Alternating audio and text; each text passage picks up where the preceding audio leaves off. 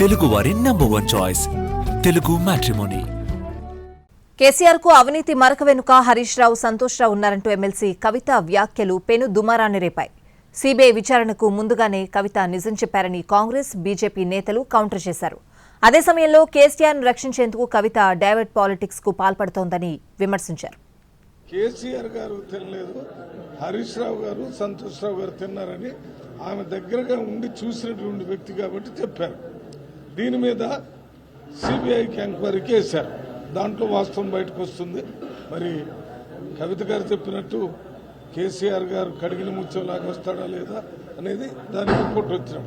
కానీ ఆ రిపోర్ట్ కంటే ముందే ఎవరు తప్పు చేశారు అనే విషయాన్ని కవిత గారు స్పష్టంగా తెలంగాణ ప్రజలకు తెలియజేశారు. వారికి ధన్యవాదాలు.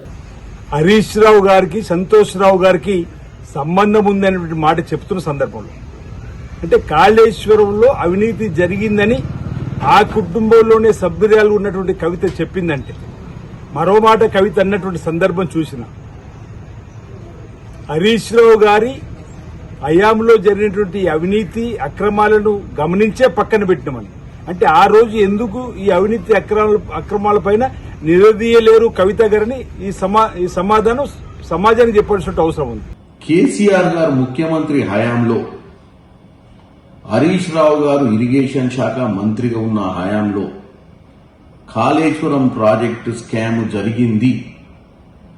పీసీ ఘోష్ గారు ఇచ్చినటువంటి నివేదికను బలపరుస్తూ నిన్న అసెంబ్లీలో జరిగినటువంటి చర్చలను కూడా ఆమోదించినట్టుగా మాట్లాడారు.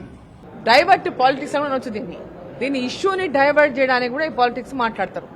అటువంటి పాలిటిక్స్ చాలా బ్రహ్మాండంగా బీఆర్ఎస్ పార్టీ ప్లే చేస్తుంది.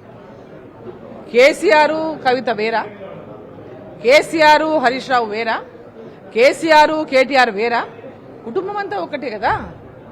ఇప్పుడు ఆ కుటుంబం అవినీతి చేసింది అన్నప్పుడు కల్వకుంట్ల కుటుంబంలో కల్వకుంట్ల బంధువులు కావచ్చు, వాళ్ళు కదా అధికారంలో ఎంజాయ్ చేసినటువంటి వాళ్ళు, అధికారాన్ని అనుభవించినటువంటి వాళ్ళు, అవినీతిలో పాలు పంచుకున్నటువంటి వాళ్ళందరూ ఒకటే కదా. కవిత ఏదో డైవర్ట్ పాలిటిక్స్ చేయడానికి మాట్లాడుతుండొచ్చు, కానీ ఖచ్చితంగా వీళ్ళందరూ కూడా అవినీతిలో పాత్ర ఉన్నటువంటి వాళ్ళే. కాళేశ్వరంలో ఈరోజు నిండా